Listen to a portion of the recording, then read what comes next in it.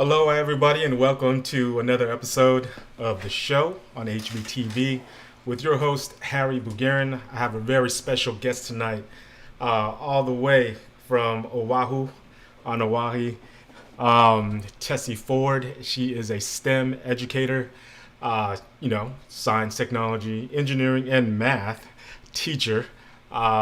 Teaches out in Waipahu. So we're gonna go ahead and have her on the show tonight, and I'm very blessed to have her. Always down for my educators, always supportive of my educators. So it's great to have her on tonight. So before we get into that, if you haven't already, please do me that favor. Please subscribe, like, and share, and hit that little bell for the YouTube channel so you can get some alerts when we're on. So without further ado, just help me out and bring on and welcome our guest, Tessie Ford.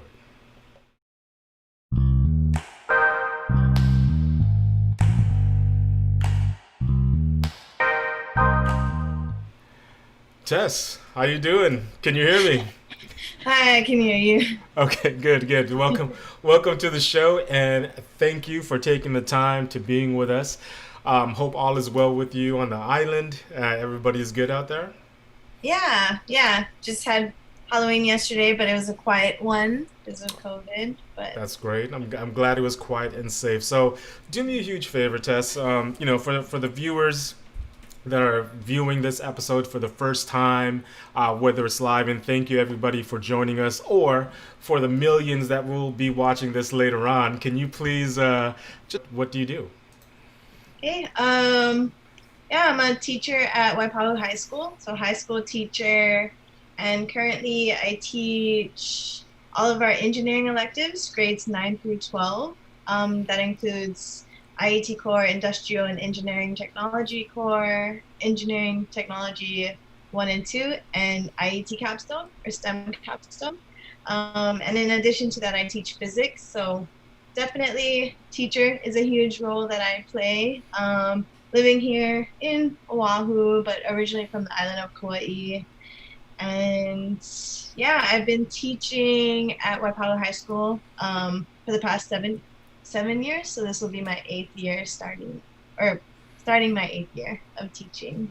That's great, and again, thank you, for being that educator and teaching, and that's a big, that's one of the main reasons that I wanted to invite you on the show was to talk about education, and especially about your journey in becoming an educator, and becoming a teacher and stuff. So I just want to go back a little bit.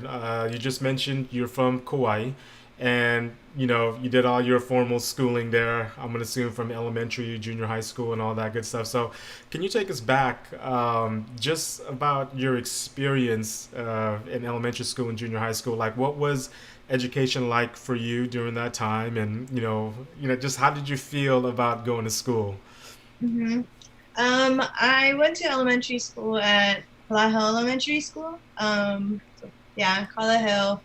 And I went there from kindergarten to fourth grade, and I loved school. It was kind of like, I guess, my home away from home. I felt really comfortable there. I always really liked my teachers. They were very supportive in everything that I did. And then that elementary school is also really, like, I really enjoyed it. And I know that I have a lot of cousins and family members that also go to the elementary school, and it's still doing really good because they have a lot of programs for students there, both like for gifted children, and then they also have a lot of rewards. So if the students make perfect attendance, so it's a really, really great elementary school, and all of my elementary teachers were very helpful.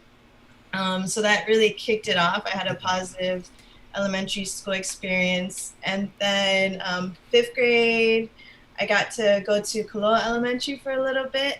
And then for middle school, I went to Chiefus Kamakahele Middle School, so CKMS in Kauai. And when I went, they were a new school. I think when I attended, it was only their third year of opening up. But yeah, they had a lot of really cool stuff, new equipment. And the teachers that I had were also amazing. Something that does stand out to me that happened in middle school was I took a video production class, an honors video production class, and I did it. Was it all my years? Definitely 7th and 8th grade. I took it, and the teacher was amazing. We did a morning announcements, like live morning announcements, and Nice. sent it to the school. So that was like really a really great experience for getting me involved with technology. And then so at that time I actually wanted to be into video. I was really into editing video, and we learned at that age how to use iMovie, but then also a little bit of not Photoshop, Final Cut Pro.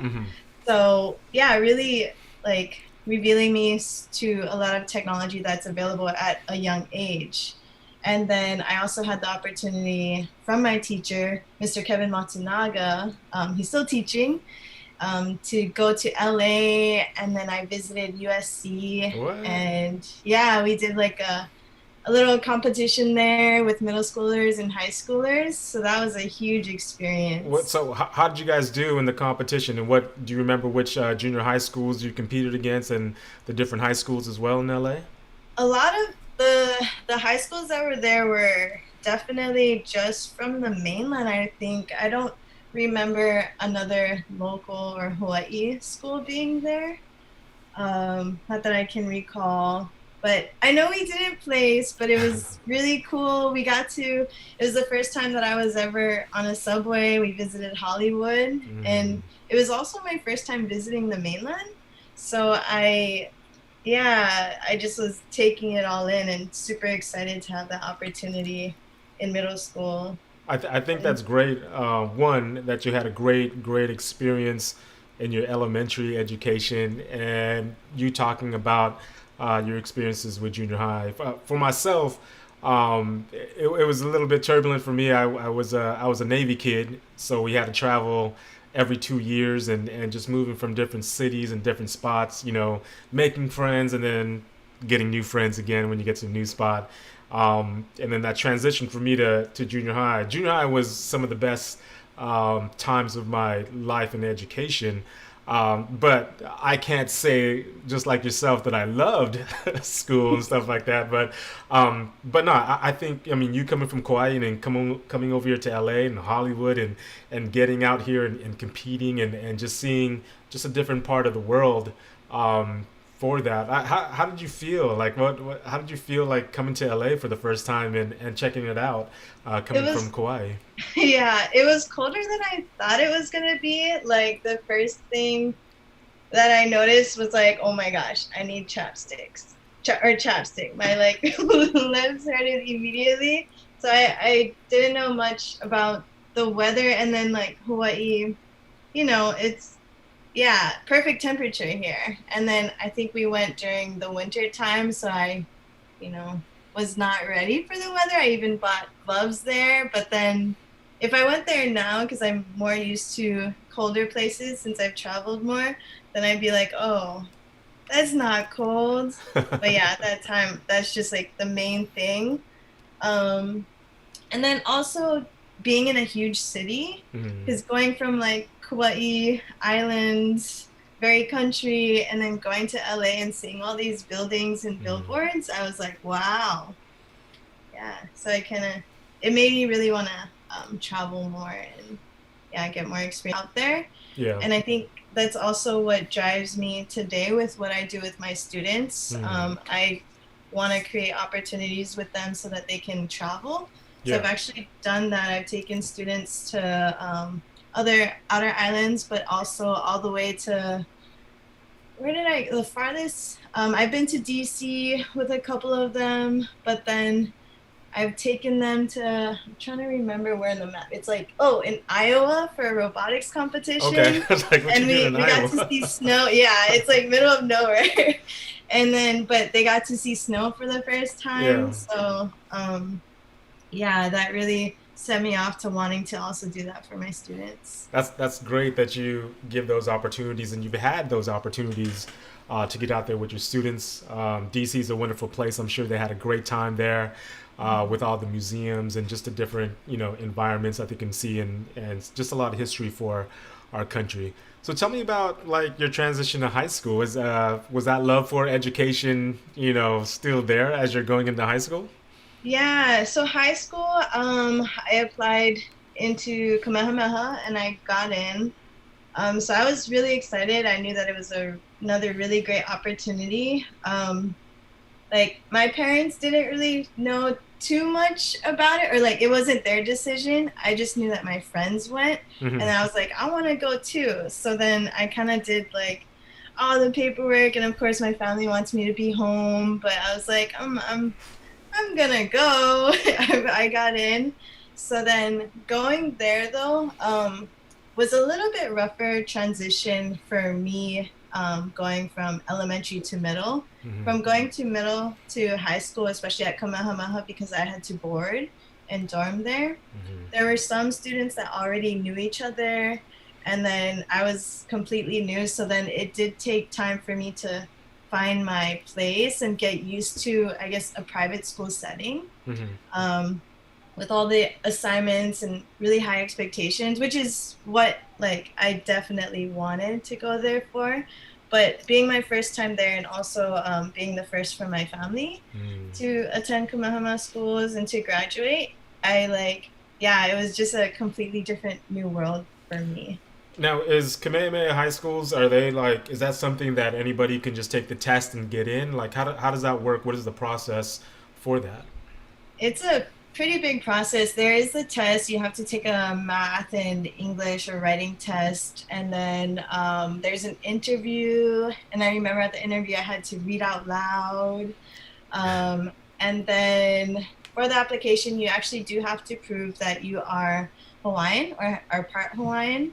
So then I had to give birth certificates from like at least two generations down. So then I think I had to provide my great grandma's birth certificate or my Wow. grandma's birth certificate to prove the Hawaiian ancestry. Man, that's such a great experience for you that you had with going to high school. And again, everybody, you guys are watching HBTV, the show with your host Harry Bugarin, and my special guest tonight, all the way from Oahu, is Miss Tessie Ford. So you did Kamehameha, senior year. You're moving on with education. You go to the higher education, you go to university. Tell me about university now, and your experiences from elementary, junior to high school, bringing it all to the university level. Is the love, like you just talked about, for elementary, is it still there, for your education path? Yeah. So, well, while I was in high school, and like I mentioned earlier, I actually did want to do some video and explore video and all that stuff. So in high school, another opportunity is I had an internship with Lost when they were filming in Hawaii. Nice. But when I was doing that, I guess the environment was just different from what I thought being into video was gonna be, and then so I went back into wanting to be a teacher. So then I declared my major early on Yeah. into secondary education, which is the middle and high school level. Yeah. And then yeah, I knew that I wanted to stay in Hawaii, so I Hmm. just applied to Manoa or University of Hawaii at Manoa, and then got in. And yeah, I started my like bachelor's in ed, secondary ed, immediately. I actually was debating because when you declare your major for secondary education, you kind of have to pick a focus. Hmm. Um, so then I focused in physics because when I was in high school, I had a really inspiring physics teacher, Mr. Chris Blake. I think he still teaches at Kamehameha. And yeah, I really liked physics when I was in high school. And I asked him, I was like, I really like physics. What type of career um, do people need for physics? Yeah. And then he told me engineering. And I was like, what's that? Like, I had no idea what an engineer was when I was in high school. So I was like, I think I'm just gonna teach it. I'll be a physics teacher. So then, yeah, I didn't know how many math and physics and science classes I needed to take when taking the major, but I'm super appreciative that I did, even though it was hard. Like I had to go to Calc 4, like take all the calculus classes and then high up in physics, but then I got to meet some really cool people. And um, yeah, being at college, it actually really taught me how to write a lot better when it came to labs. And I use that nowadays to when my students do their projects for science and engineering fair and they have to write like a lab report or an engineering report. I really use what I learned at UH to give them feedback on their assignments. And yeah, because yeah, UH is kind of where you, or university is where you really like go into the skills or learn into depth of what you want to study and what you want to learn. For sure, and I totally agree with you. For myself, I'm just doing a compare and contrast with you, right? So you're, you love education. You're taking this route. You're going here. You're doing the physics and all that good stuff, all the math stuff. And for myself, I was totally opposite. I barely even wanted to be at school in high school. You know what I mean? And I'm gonna let myself go a little bit and be a little bit vulnerable. My kids are probably gonna watch this later down the line, but man, I don't remember how many days I was actually at school, for high school and stuff, right?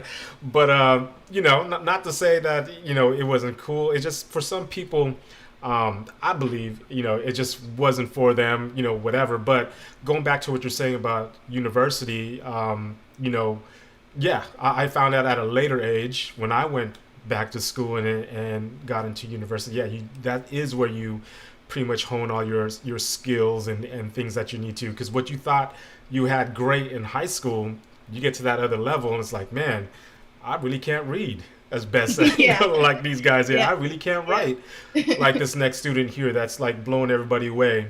But yeah, totally right. Totally, I totally agree with you on that. One thing I wanted to mention that you brought up, Lost, right? It was 2004, and I was making my way back to the mainland from Japan. I used to live in Japan for a couple years, and I was going to Hawaii. That was in '04. The first time I went to Hawaii was in '94. So 10 years later, I go back. So I just wanted to explore the island. Rented a car. I said, hey, how bad could it be? I'll just drive around the whole thing and come back the other way and get to go back to Ala Hotel. But I found myself over there by the past North Shore, and is it Dillingham Airfield? Is that what that place is called? By the YMCA and all that stuff? Didn't have or Schofield. Or is it Schofield? One of the two airfields. I got lost in that area, so I went further down, and what I saw in the distance was a fuselage on the beach of a plane, like a Boeing 747. I was like, wow. I was like, was there an accident here? Anything happened? And so I kept on driving, and then there were film trucks. I said, oh, it must be like a movie or something like that. So I got out, I took out my camera, at the time, 2000, what was that, 2004, and I was trying to zoom in as much as possible. So fast forward, probably about 6 months later, I'm back in LA, and I'm driving by a bus stop, and there was a silhouette on the bus stop, on the bench, and it said Lost.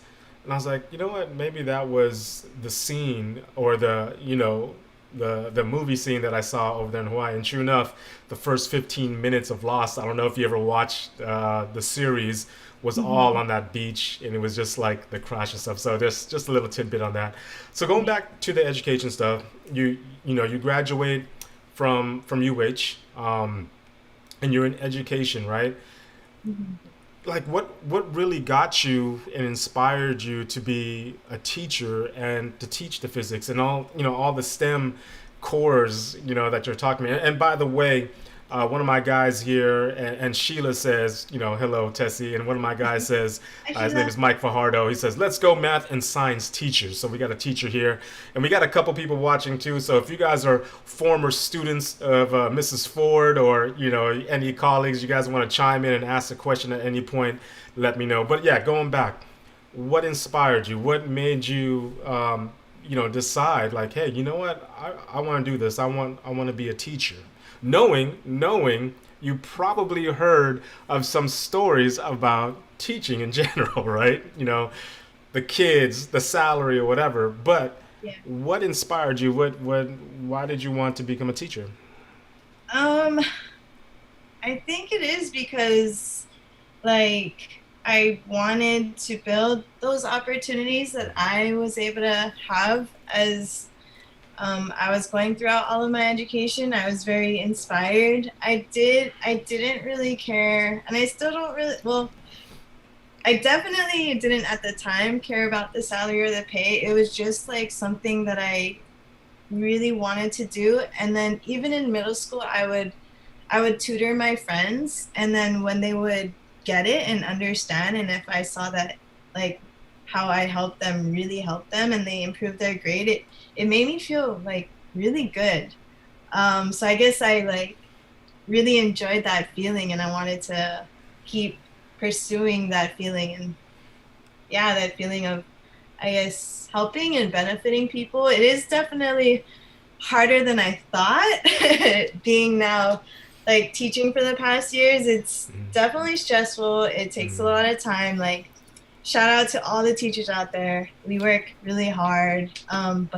But I think we all do it because we can see the difference that we make in our students' lives. And yeah, if we can see how much of an impact that we can have on them, it's like really amazing. Absolutely. And just really quick, I just want to pick your brain a little bit. So you're this new teacher coming in, right? I don't know if Waipahu was your first assignment or if you went to another school, but tell me about that.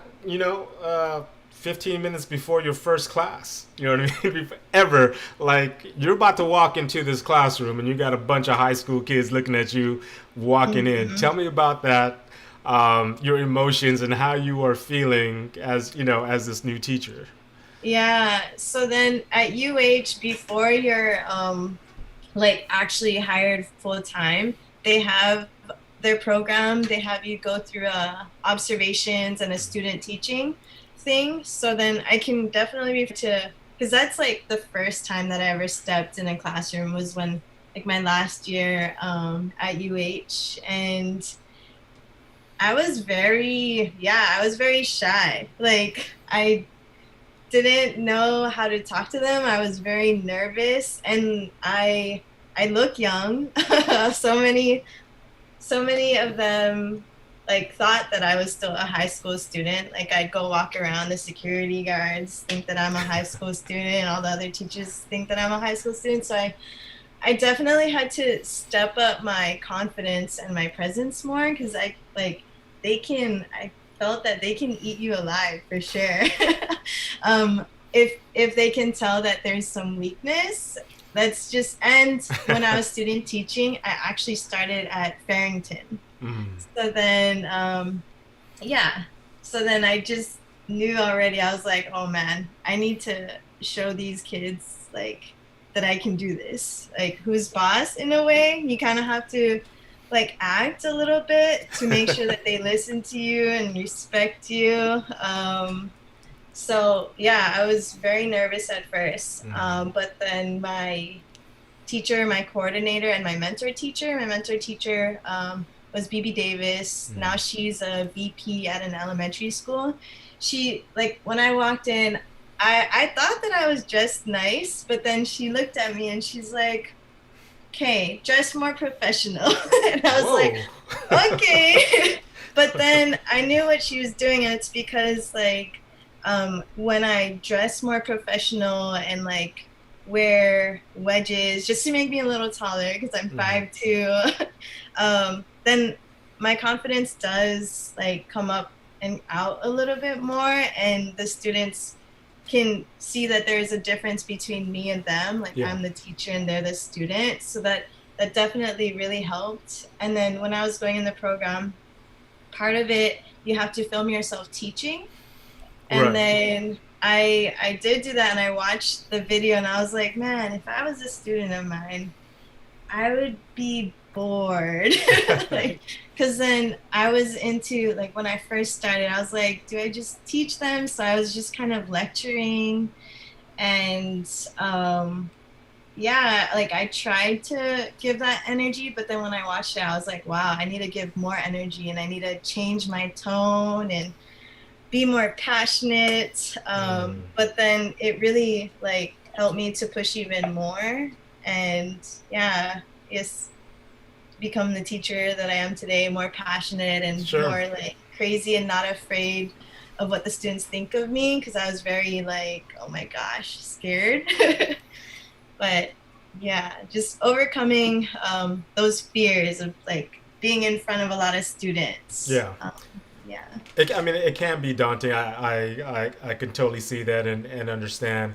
So you talked a little bit about the challenges becoming a teacher and being a teacher. So and you talked about the grind.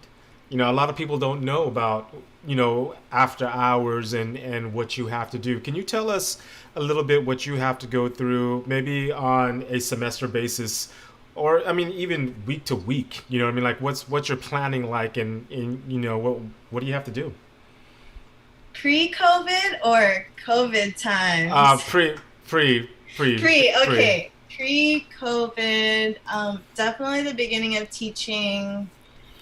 Like you really have to look at the standards and really figure out what you want your students to learn and what you need them to learn, because there are some state standards and some things that we need to be teaching the students.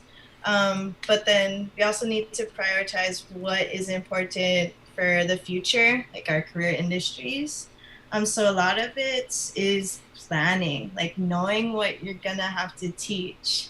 When I was in college, we did have to actually make lesson plans, but Hmm. then after that, a lot of it you do have to plan. But I was able to not need to type out everything, but I could just jot it down or make an outline because I Sure. knew the content really well. And when I first started teaching, I taught integrated science and physics. So then, yeah, when you know the content and you usually learn the content at the university, then you can be more confident and can like teach the students. But there are definitely some classes, like I think I had to teach, the first time I taught IET core, Industrial and Engineering Technology core, I was like, I had to teach them isometric drawing and orthographic drawings, and I was like, "What's that?" Exactly. And then, so I was like, I had when the moment that I had to teach something completely new that I didn't have experience in, then that does take a lot more planning and a lot more learning for yourself. So we have to learn more things so that we can confidently teach our students. So yeah, but now that like pre-COVID, but knowing my line, I've been teaching engineering for the past, I think, 3 or 4 years.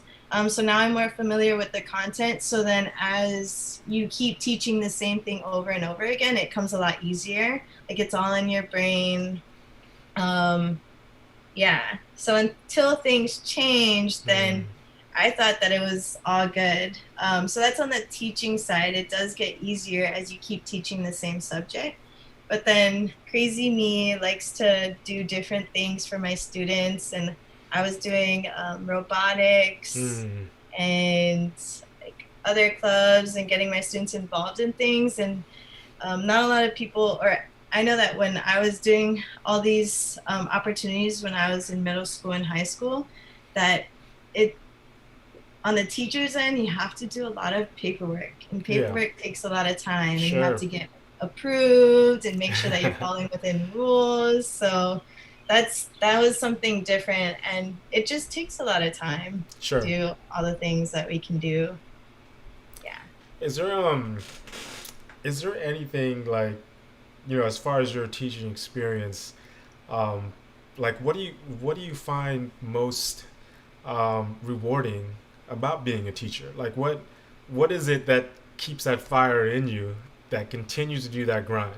Because you do a lot of planning. I mean, even though you don't type out every single lesson plan, but you're still planning. You know what I mean, for that whole semester. And then that doesn't stop because you got to plan for the next semester. And you got, like you said, you got robotics, you got everything else. Your core stuff. And especially now with the Zoom, I'm pretty sure there's a lot of challenges. But Like what is it that keeps you in there, that keeps you in that pocket, that reminds you like, hey man, this is still fun. I love what I do. It's not just my job; it's my passion. Like this is something I love. So what is it so rewarding to you that you love about being a teacher? It's definitely the students. The students Mm. are number one. If they weren't so appreciative of the things that I do for them, then I'd be like, I'm out. But then the students, like, they when they thank you, of course it's really nice, but then if you give them an opportunity, take opportunity, evolve more from it or win things from it, then it's like, wow, like they gave something that I like provided for them and flew with it greater than I thought that they would do. Let's see, I'm trying to think of a specific example. Like, for example, when I first started doing robotics, and robotics takes so much time. There's so many competitions on the weekend. So all the robotics advisors and mentors and coaches out there, shout out to you guys. You guys are awesome. But when I first started, our team was not good. We didn't win much. And I was like, okay, like I'm kind of competitive. So then, like, I was working with them and we were brainstorming things that we can do to improve the program, like planning and having more communication and meetings with each other. And then when they started doing that and they started learning from each other, like they looked online and learned things, how to code on all on their own, and they looked up designs and learned from the designs all on their own. And then after that, like they started winning, and from winning they gave themselves the opportunity to go to Iowa. I just provided the paperwork and the chaperone Nice. to go to Iowa. Nice. So then it's like I just give them a little bit, and then when they take that to their own and really find that passion and drive in themselves to go to the next level and take their knowledge to the next level, and I can see that they're like winning and being awarded from all of their hard work, then yeah, that's definitely what keeps me going. How, yeah, how they That's grow from the little that I give them. That's great. I mean, you're talking about the students and what you can provide and what you give, especially from your experiences in the junior high school of all the opportunities you had. You just want to give back and give them that pathway. And just on a side note here, my guy Mike Fajardo, who's in the chat right now, he's saying I'm lesson planning right now. So Yeah. so he's doing that. So just really quick, I don't even know if I told you a little bit about my background. I used to be an educator myself. I was a high school teacher. I was a junior high school teacher for about 13 years. One of the most rewarding opportunities and jobs that I ever had. I told you I was in Japan. I was teaching in Japan. That's where I first started teaching out there for 3 years. And that's when I first started coaching the game of basketball as well. So I was teaching and I was also coaching at the same time. And the reason why I was asking you about your education and how you felt about it, um, just for myself, it wasn't something that was really fun, for me to do. I did it. I started late as far as like I graduated high school and just didn't go to college for a little bit. I was going, but not going. You know what I mean? So did that, transferred to a 4 year, and finally, man, I graduated at 27 years old.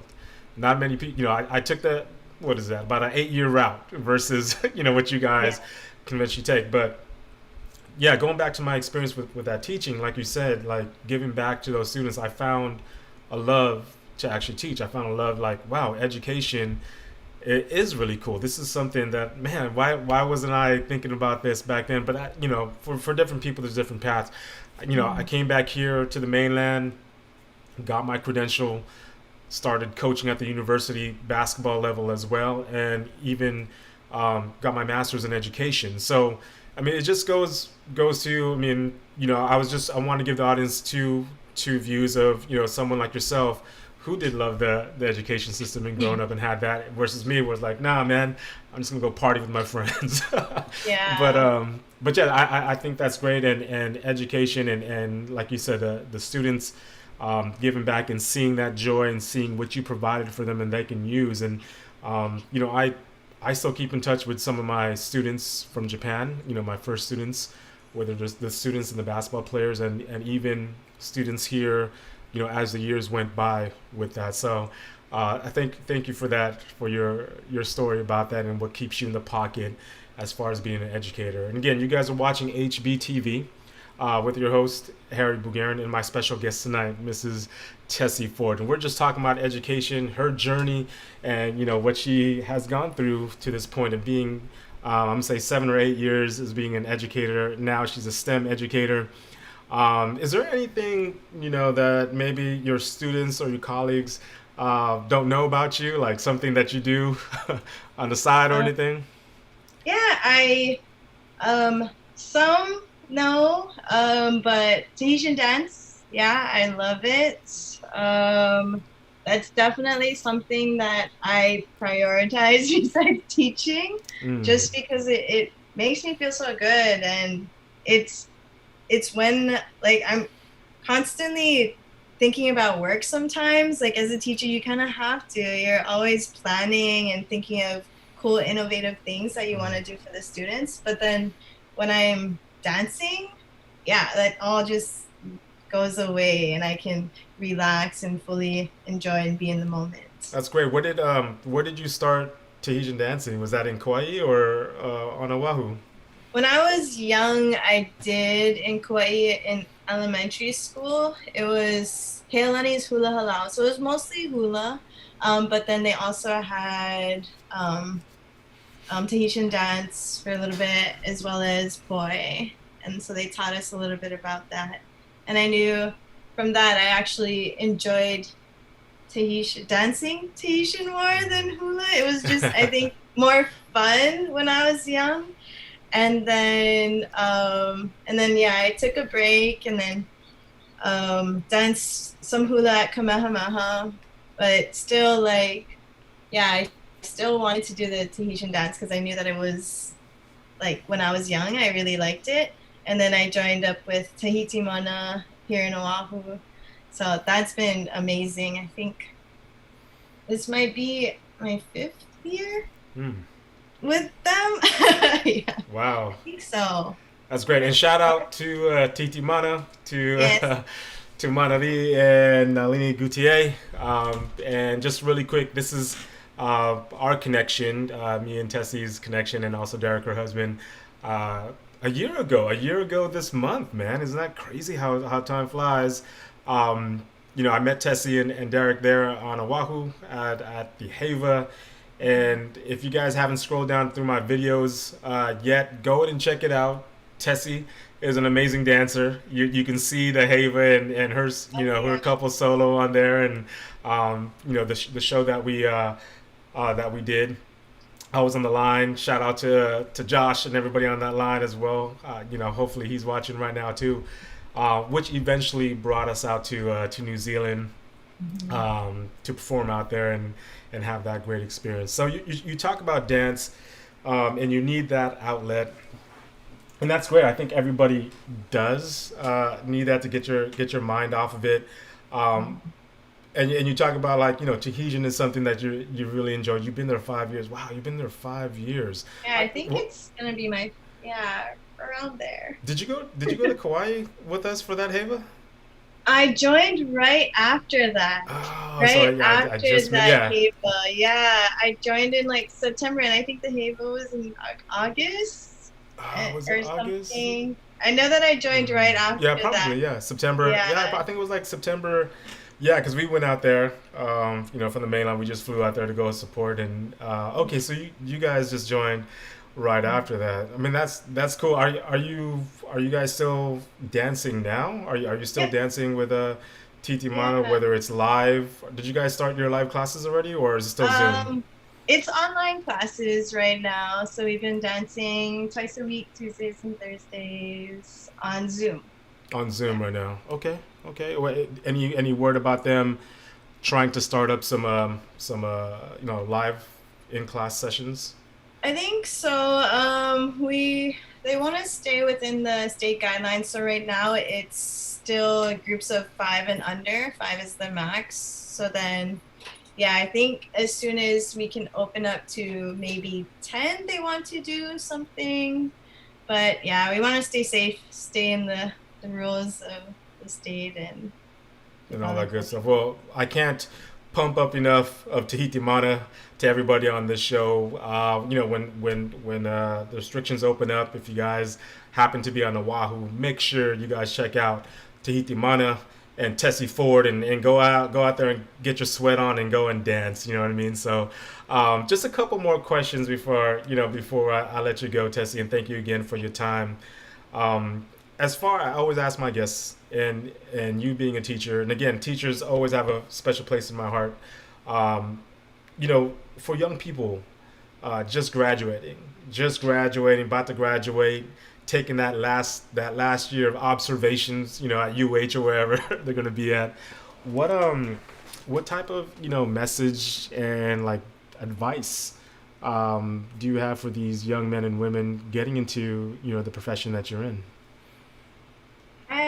Into the education profession? Yeah, to be a teacher, yeah. Ooh, my advice to them is to give them a heads up because it will be a difficult but very rewarding career. So then just really push through and also find the content that you're also most passionate about. So when I had to choose what I wanted to teach, I chose physics. I would have also chosen math. But then I didn't want to choose English or social studies because I was not good at those subjects when I was in high school. I wasn't as interested in it as I was in science and math. So then you definitely want to teach something that you are passionate about and really good, and it'll help make it a lot easier. And then also we also have to choose grade levels. So if we want to do elementary, middle school, and high school. So I also recommend for when you're going into it and having to choose which grade level to experience all of them first. So then if you want to go into it wanting to be an elementary teacher, try out like tutoring or doing an after school program at a middle school or high school, just to be confident in your decision. Because for me, like I wanted to teach high school early on because I wanted to teach the physics. Then I got to work at an elementary school after school program. And then the kids, like I actually really liked working with them. They definitely melt your heart a little bit more. And then I was like, I could do this. But then I also it just also wasn't for me because I can also be a little bit strict. So I didn't want to make them cry or anything. So then if you want to be an elementary teacher, but then you're strict, just be careful because they are easier to make cry. Yeah. And then I also wasn't sure if I wanted to be a middle school or high school teacher. But then when I tutored at a middle school, I was like, a lot of changes and hormones going on right now. I don't think I can handle that. So then, I think having experience in all the different grade levels really helped me secure my decision on what grade level I want to teach and what I want to teach. So that is what I recommend. And really creating, the last one that I would want to recommend is, I guess, making sure that you have your support group of people that you work with both in college and even when you become a new teacher. It's kind of really important to have people that you can vent to and like people that will support you if you need it, because it does take a lot of time, it does take a lot of work and a lot of stress. So sometimes you need that release. That's what that pauhana is for. What are you talking about? So yeah, true. So a couple more questions. So during this COVID era, what suggestions do you have for students, to help make their experience a little bit better and to be successful? And also, what advice do you have, for parents as well, to help with the process, to help with the support, to help you, the teachers and the students as well. Mm-hmm. For the student side, I think communication is definitely really important. Communication with especially your teachers, because sometimes, like at a high school level, a lot of the students can get a lot of assignments from their different subjects and all the different subjects and classes that they take. So that if they feel overwhelmed, then to really to not be afraid to let their teacher know, because we do understand that times are difficult right now, and your teacher is there to because we care. I don't think I've met a teacher that doesn't care about their students. So then if you just let them know that you need extra time on an assignment, or just fill them in on anything that's going on with you as a student, then they'll be understanding. We don't want to overwhelm them, because it's not easy being learning online. I know for me, when I have my meetings, it's really hard for me to pay attention. I'm sitting there. In order for me to pay attention, I have to kind of talk in the chat. Yeah. For sure. So it's really hard to pay attention. So if you need any additional help or extensions on things, don't be afraid to communicate. That's a big thing. And also don't be afraid to look up things on your own. I tell my students that all the time. Sometimes they're afraid to. They only think that they can learn from me, but it's not true. I'm sometimes when they ask me for something, I try to give them a hint on where they can find that information on their own. So don't be afraid to also take your learning into your own hands, because it's not easy to pay attention. So if you miss something, then ask your teacher, but then also you can also look up things on your own. The internet is huge right now, and we have such a great resource. So right. And what do you think about what parents can do to help out, for the process? I think for parents, really, there's another thing that I think would stress out someone is too much screen time. So on the student side, of parents supporting their child, give them the opportunity, or I don't know, I guess give them the opportunity to shut down the computer, shut down the screen, and just have some people time, because we don't really have that much nowadays, because socializing is limited. And then even some outside time, outdoor time, just non-screen time, because staring at the computer can be, I don't know, very overwhelming. I know that it is for some of my students. Some of them they have to stay on from 8 a.m. to 2:50 p.m. on some days, with some breaks in between, and that's a lot of screen time. Sure. So then if parents could at the end just be no schoolwork, so that the students aren't stressed out and that they're all happy, because I've been actually getting there's an increase in students that are have to go through therapy right now because times are tough. Sure. So then providing that outlet, but also for teachers and parents supporting the teachers, definitely being more understanding. I love the parents that I have right now. They're all awesome and all amazing. When I call about a student, then they pick up and they're supportive. But I know that not all teachers get that from parents. So I guess really understand that this year, all teachers are all new teachers. We are learning all of this all on our own, or a lot of us is learning it all on our own. And we're definitely all new teachers. We've never taught online before. So just being really understanding that all of your children and your students have, I don't know, I don't want to say it like that, but then we are all new teachers. So we have to be kind of treated like first year teachers. But but then yeah, so just being more understanding that Sure. Yeah. yeah, Like you said, hard right now. it's a new situation, new environment, new era. Mhm. Everybody's learning. Everybody's going through their bumps and stuff like that, and Yeah. we get it over here as well with everybody. So, thank you for Mhm. that. Well, Tess, thank you for your time. I do appreciate it. Is there anything at the top of your head you'd like to give our viewers as far as any final message or anything, any shout outs to anybody, to teachers, etc., students? Uh, let's see. Um, well, what I like to say to all my students and all students is don't give up.